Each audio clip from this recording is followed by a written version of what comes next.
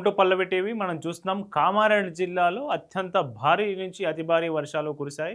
తెల్లవారుజాము నుంచి మొదలైన ఈ వర్షాలు ఒకేసారి ఊహించని స్థాయిలో వర్షం పడడంతో వాగులు, వంకలు, చెరువులు మొత్తం నిండాయి.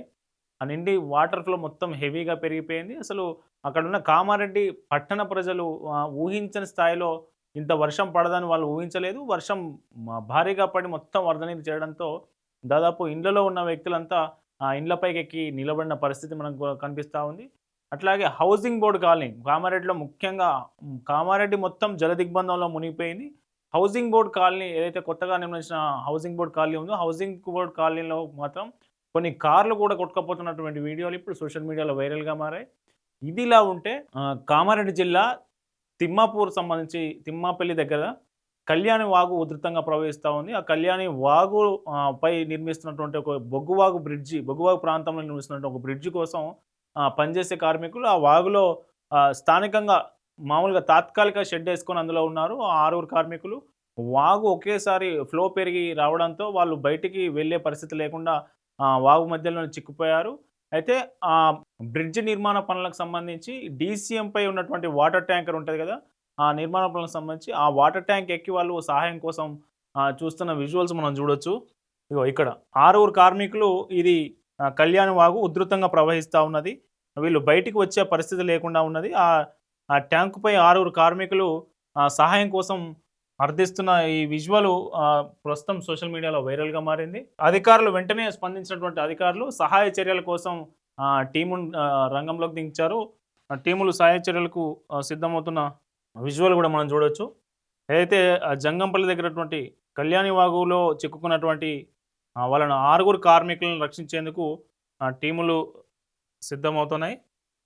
ఈ బొగ్గు గుడిసె వాగులో చిక్కుకున్నటువంటి కార్మికులను కాపాడేందుకు అధికారులు పెద్ద ఎత్తున టీములు రంగంలోకి దించి కాపాడేందుకు ప్రయత్నాలు ముమ్మరం చేశారని చెప్పవచ్చు.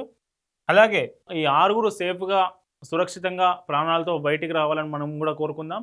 అయితే ఇదే సమయంలో జంగంపల్లి వద్ద national highway Hyderabad to Kamareddy వెళ్ళే నేషనల్ హైవే NH-44 కూడా రోడ్డుపై నీళ్లు వెళ్ళడంతో రోడ్డు కోతకు గురైంది. ప్రస్తుతం కామారెడ్డి టు హైదరాబాద్ మధ్యలో కూడా రాకపోకలు నిలిచిపోయిన పరిస్థితి కనిపిస్తూ ఉంది.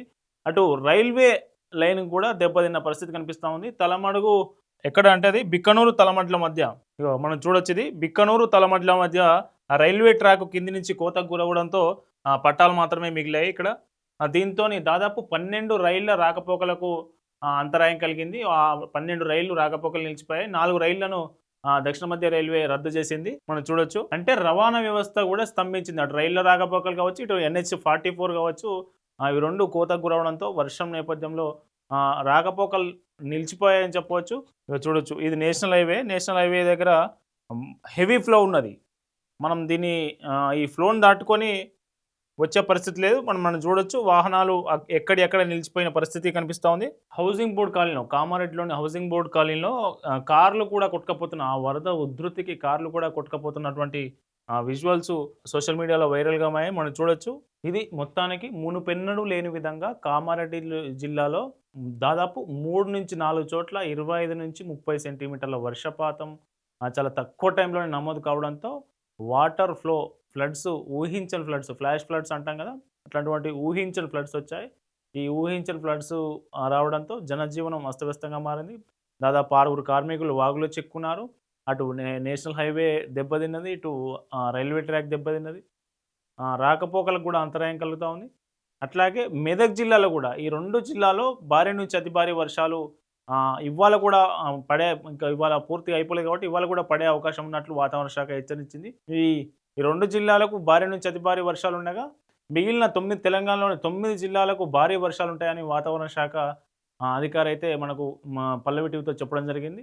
మొత్తానికి భారీ వర్షాలు ఇవాళ, రేపు కూడా ఈ వర్షాలు ఇట్లాగే కొనసాగుతాయని వాతావరణ శాఖ హెచ్చరికలు జారీ చేయడం జరిగింది.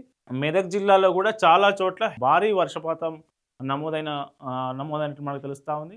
మొత్తానికి ఇవాళ, రేపు ఈ భారీ వర్షాలు ఇట్లాగే కొనసాగే అవకాశం ఉందని అయితే సీఎం రేవంత్ రెడ్డి కూడా ఈ వర్షాల నేపథ్యంలో స్పందించారు. వినాయక చవితి ఈ వర్షాల నేపథ్యంలో ప్రజలు అలర్ట్‌గా ఉండాలని, విద్యుత్ పోల్లకు ముఖ్యంగా దూరంగా ఉండాలని, వినాయక మండపాల దగ్గర విద్యుత్ నిర్వహణ కరెక్టు చేయాలని, ఈ వర్షాల నేపథ్యంలో వాగులు, వంకలు దాటేటప్పుడు జాగ్రత్తగా ఉండాలని అధికారులను అప్రమత్తం చేశారు సీఎం రేవంత్ రెడ్డి.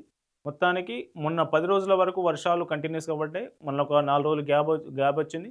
మళ్ళీ ఇప్పుడు వర్షాలు మళ్ళీ ముమ్మరంగా అందుకున్న పరిస్థితి కనిపిస్తా ఉంది. ఇప్పటికే రాష్ట్రంలో ఉన్న అన్ని ప్రాజెక్టులు నిండిపోయాయి. దాదాపు ఇప్పుడు కామారెడ్డి జిల్లాలో వచ్చే మంజీరా నదిలోకి నిజాం సాగర్ గేట్లు ఎత్తి కూడా 11 గేట్లు ఎత్తి మంజీరాలోకి నీరు విడుదల చేస్తున్నటువంటి పరిస్థితి కనిపిస్తూ ఉంది. దీంతో మంజీరా కూడా ఉధృతంగా ప్రవహిస్తూ ఉంది.